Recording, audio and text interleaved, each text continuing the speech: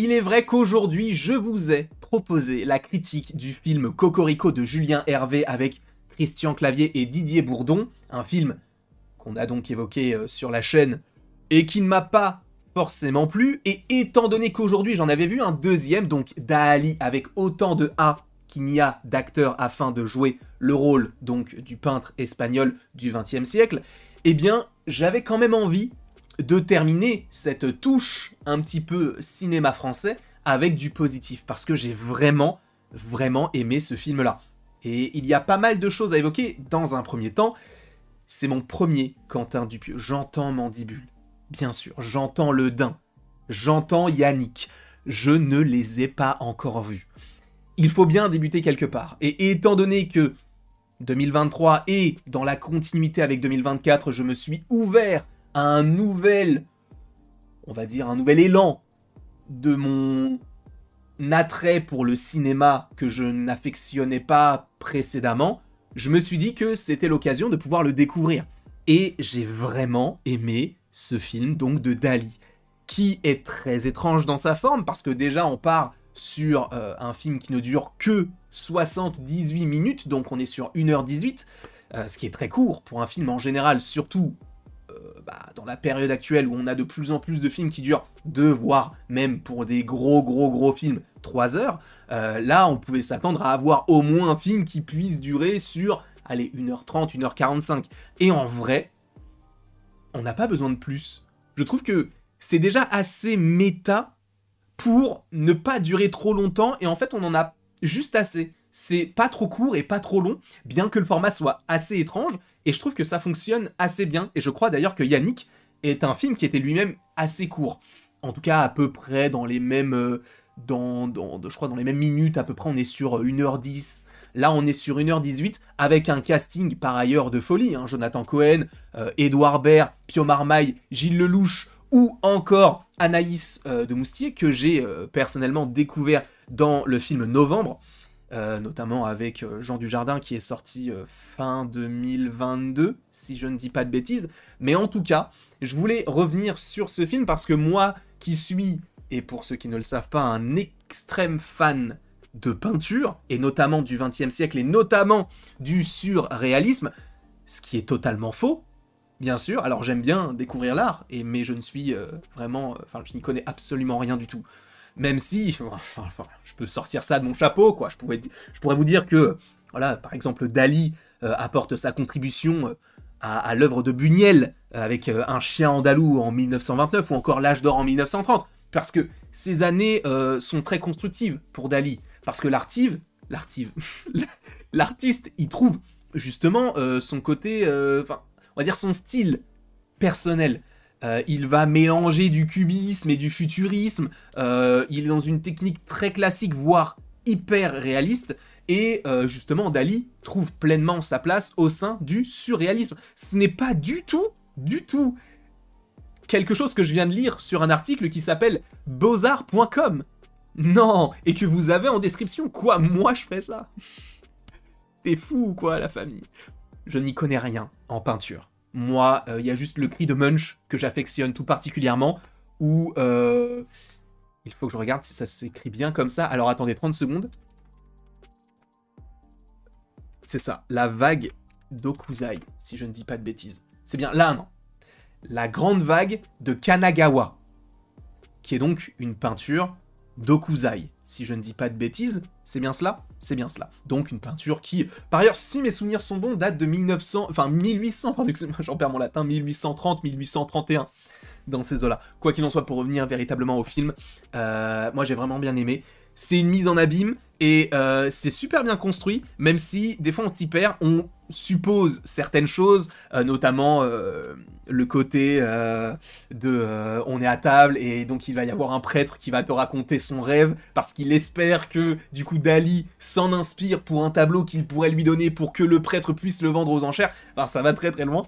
Et je trouve que c'est vraiment bien réalisé, parce qu'au moment où tu te dis, bah, ça se passe comme ça, boum, en fait, le rêve du prêtre s'arrête, et tu te dis, bah, en fait, tout ce qu'on a vu dans une grande partie du film n'était qu'un rêve.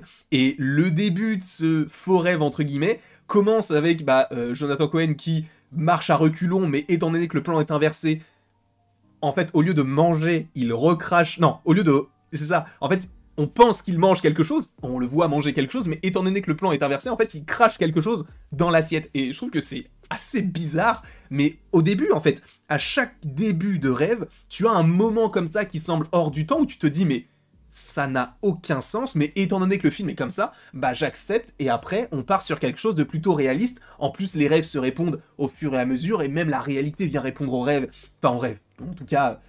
au dire donc du prêtre, et à chaque fois on commence avec quelque chose de surréaliste et on finit par avoir quelque chose d'extrêmement réaliste. Donc est-ce que justement, peut-être que je vais très loin, mais est-ce que ce film-là ne serait pas une ode, entre guillemets, un hommage, que dis-je,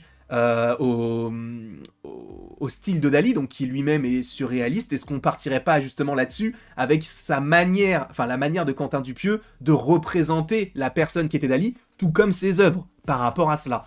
Je ne sais pas si on irait aussi loin. Moi je trouve que c'est plutôt intéressant. Après, encore une fois, je ne suis pas du tout parole d'évangile et je ne suis qu'un newbie entre guillemets dans cet univers-là, sachant qu'il y a une question aussi qui m'a taraudé durant ce live, c'est pourquoi autant d'acteurs pour jouer un seul et même personnage? Et bien pour cela, en fait, je me suis vite fait renseigner dans une interview accordée à Ouest France. Et bien, nous avons donc le réalisateur qui a déclaré que le maître m'a ordonné de convoquer plusieurs comédiens brillants pour interpréter son personnage, trop complexe pour un seul homme. Et il continue en disant qu'il se dit être entré en connexion avec sa conscience cosmique.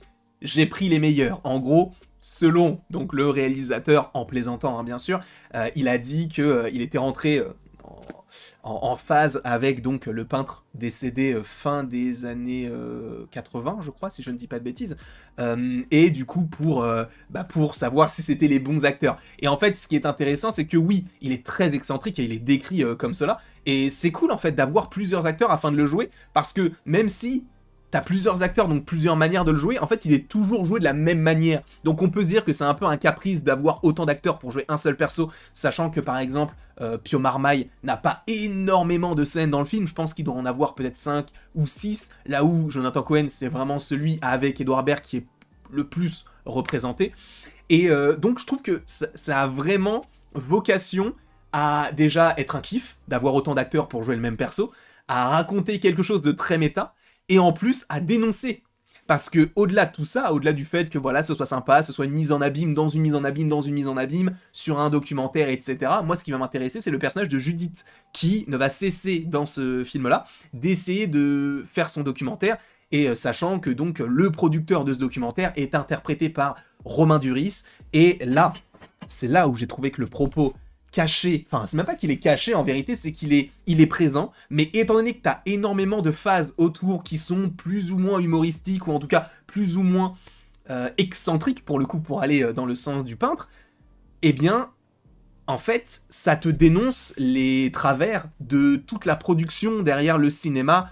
Ça dénonce évidemment un aspect évidemment, comment peut-on dire ça, rétrograde pardon, de la vision que peuvent avoir les hommes envers les femmes, parce qu'on a un acteur tel que Romain Duris qui joue très très bien d'ailleurs, ce producteur pourri qui va essayer de faire en sorte que donc le personnage de Judith, joué donc par Anaïs de Moustier, soit plus pimpante pour essayer de séduire entre guillemets Dali. Enfin, ça va très très loin, et en fait ce qui est fou c'est qu'on se dit mais ça ne se passe jamais comme ça. Il y a tellement de choses en ce moment qui montrent que si. Donc, je trouve qu'il y a un message qui est véhiculé derrière ce film-là. Visuellement, c'est plutôt joli. Je trouve qu'il y a pas mal de plans d'ensemble. On est du coup dans une mise en abîme avec notamment des travelling qui sont plutôt intéressants. Mais aussi, le message derrière est très bon. Et je trouve que Judith joue ce personnage à la perfection aussi. Ce personnage un petit peu candide et qui, à la fin, va réussir à faire taire le monde qui ne croyait pas en elle, mais aussi ça montre que même ceux qui ne croyaient pas en elle et qui ont, entre guillemets, en tout cas qui lui ont mis des bâtons dans les roues, font comme si, waouh, bravo, on a toujours cru en toi. Et peut-être que ça dénonce aussi une certaine vérité derrière le monde du cinéma, et en fait derrière le monde du travail, ou derrière le monde tout court, en fait, derrière notre société. en s'entourant peut-être de mauvaises personnes qui ne vont que te critiquer tout le temps, et quand tu réussis, qui sont là en disant « j'y croyais », alors que non. Et il y a aussi ce côté-là qui est intéressant. Alors encore une fois, je ne suis pas du tout le meilleur critique cinéma, et encore moins sur ce genre de film, mais voilà comment je l'ai ressenti. N'hésitez pas vous dans les commentaires à me dire ce que vous avez pensé du film si vous l'avez vu, et si vous voulez d'autant plus de critiques de ce genre de film, hein, parce que c'est vrai qu'on parle surtout de blockbuster, c'est vrai qu'on peut passer de Dali à Godzilla contre Kong en un claquement de doigts, ce qui est fou. Mais c'est ça aussi que j'aime sur la chaîne, je sais très bien qu'il y a plein de gens qui n'ont pas regardé cette vidéo, peut-être d'autres personnes qui vont découvrir la chaîne avec cette vidéo qui vont se dire « il dit n'importe quoi, on ne va pas s'abonner », et ce que je comprendrais totalement, et peut-être qu'il y a 2, 3 personnes max qui vont regarder la vidéo, qui vont se dire « ah, peut-être qu'il est sympa », donc n'hésitez pas, vous, les 3 personnes à regarder la vidéo, à vous abonner si ce n'est pas déjà le cas, à aimer la vidéo, à la partager, à la commenter, et donc à kiffer votre vie, tout simplement. Je déteste ce mot, ça fait tellement ringard, mais étant donné qu'on est sur une vidéo Stream Deck, on ne va pas le couper. Et après tout ceci, si je devais donner une note à ce film-là, en vrai, c'est compliqué de le noter parce que je n'ai pas forcément de moyen de comparaison. En vrai, je le noterais quand j'aurais vu d'autres films du réal. Comme ça, au moins, vu que c'est un style particulier, que je n'ai pas forcément l'habitude de voir ce genre de film, je n'ai pas de moyen de comparaison, donc je préfère attendre. Mais en vrai, il est très très bon. Moi, j'ai vraiment bien aimé, j'ai vraiment passé un super moment. C'était vraiment drôle, bien joué, bien représenté. Il y avait un message derrière qui était intéressant et important. Moi, c'est tout ce que je veux.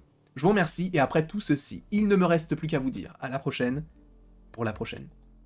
Et bien sûr, après tout ceci, oui, kiff. Oh, mais quel ringard, je suis vraiment un ringard.